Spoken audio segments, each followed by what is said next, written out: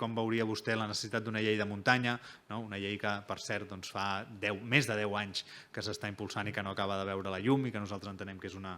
una necessitat. La llei de muntanya, i jo els hi afegiria la llei de territori, són clau. Són clau i en aquesta cambra, els he dit a la meva intervenció, necessitem la complicitat dels diputats i diputades. En primer lloc, perquè aquestes lleis no contradiguin allò que diu la llei d'Aran, i aquí el paper de l'Oficina d'Aran al Parlament per nosaltres és clau i celebrem l'impuls que se li ha donat en aquesta legislatura, perquè, repeteixo, l'Aran el que té és entitat política, però si no té una relació directa amb aquesta cambra, que és on s'aproven les lleis, doncs el que tenim és un problema. Ja ens ha passat en diverses ocasions que determinades lleis o normes que s'aproven contradiuen el nostre propi règim especial. Per tant, en aquest sentit,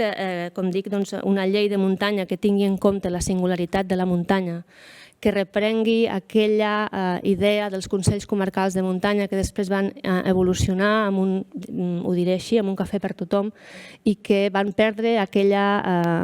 relat de per què havien d'haver-hi uns Consells de Muntanya al Pirineu, en aquest cas, doncs bàsicament perquè estem lluny, perquè estem mal comunicats, perquè els serveis no són els mateixos i perquè la gent que vivim en aquest territori